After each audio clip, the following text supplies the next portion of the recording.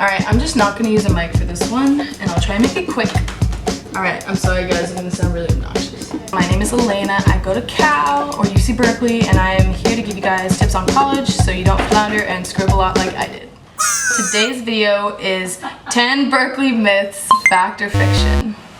My roommates are on the other side of this wall. I feel really bad for them because they have to hear this. Numero uno. Everybody is depressed here and hates their lives.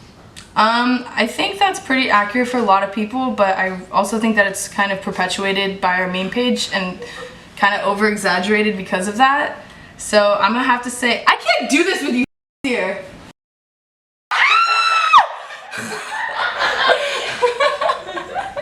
I'm done. We're gonna start this over. Everybody is depressed here and hates their lives. I feel like it definitely depends on what you're studying. I'm doing media studies and journalism, so I actually enjoy my life. I enjoy the classes I take. I look forward to them. For the most part, I would say it's not really true, so it is fiction. Myth number 2, grade deflation at UC Berkeley is a thing. Fact. It really does depend on the major and the class that you're taking. I know for STEM, like the average for tests and for midterms and finals are like 45%, sometimes even as low as that. So they do have to curve it, and then it does matter how you do, obviously relative to your fellow students. But for the most part, things will get curved to like a B-, C+. Number 3, Berkeley myth, you have to join Greek life for party access. This is obviously a little bit different for girls and guys. I don't condone that, but that's just how it is. So if you're a girl, you will not suffer as much if you're not in Greek life. But I will say, again, this is all Berkeley stuff, but for Berkeley you have to have a bid to go into a party. And because of that, you do, have to know someone in the house if you are not in Greek life.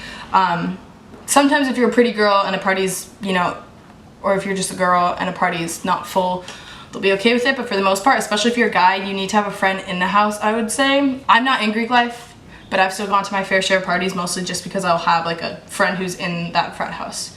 So, fiction, but it's much harder if you're a guy. All right, number 4, it's really unsafe in Berkeley. This is like kind of a weird thing to tackle because whoever is watching at home, like you obviously live in a different place than maybe somebody else who's coming here, so it's very relative to like the suburbia that I grew up in, which is Belmont, San Mateo, super wealthy on the peninsula, near Stanford, whatever. Way more unsafe than that. But if you are coming from like Detroit or Oakland even, it will probably be a little more safe, but it's very relative to where you are now. I'm gonna say for the most part it is a fact that it's really not safe here. Like people get mugged and it's not too frequent. I think people also exaggerate it a lot. I'm not scared when I walk around during the day, but if I walk around alone at night, I kind of am. Like, I'm on high alert. I carry my pepper spray and I have a rape whistle. That's what you gotta do. Sav has a taser.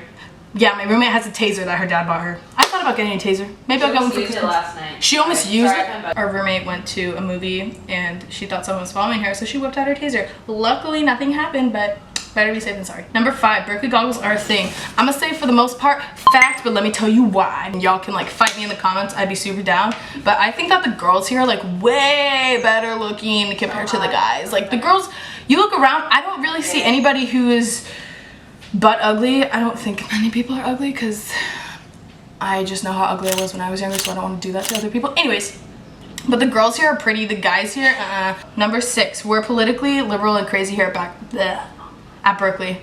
I'm gonna say fact right away just because it's super liberal, and it's even, so liberal that every time Berkeley College of Republicans sets up like a table, there's always like a ton of people going there and engaging in discourse. They never fight, but they do like verbally go after them. If you are conservative, you might feel a little bit uncomfortable on campus, but hopefully not. Hopefully your professors are good about like facilitating, a conversation that doesn't exclude anybody's political preference. And for the most part, it's not too bad. Okay, number 7. Everyone here is really smart and works hard.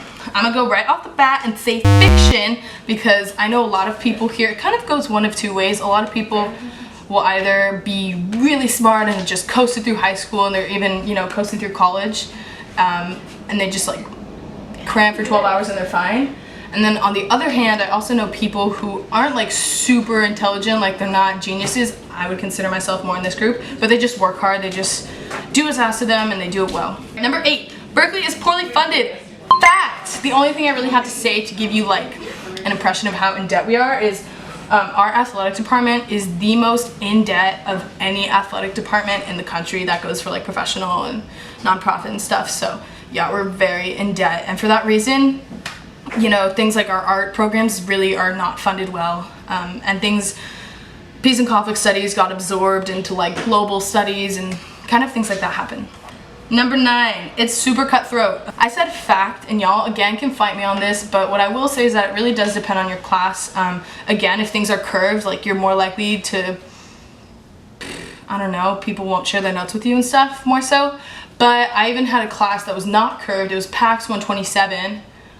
I hated that class. I hated it. At the end of the semester, I was friends enough with this dude, and I was like, hey, can I hop on like your study doc with like 20 other freaking kids from the class? And he was like, oh no, you can't, they'd get mad at me. And I was like, are you kidding? So they probably hated me just as much as I hate me, but my point is that even if classes are not curved, it's still pretty cutthroat. So fact. Number 10, professors are pretty unavailable. I really struggled a lot on this one. My first gut reaction was fiction, because they're all required to have office hours, and I'm gonna still say fiction because, like, you know, to a certain extent that's like their job, so if you do reach out to them they do have to get back to you, but professors don't really care that much about, you know, individual students, but if you go in there and make an effort, then they will have no choice but to care about you. Last one, we are Stanford rejects. For me, that was a fact. I really wanted to go to Stanford. I grew up kind of near it, so that was my dream, and I got rejected, which is fine, but I'm gonna say fiction, mostly because there are a lot of people who didn't apply because they knew it would be too expensive, or they just didn't apply because they were like, screw it.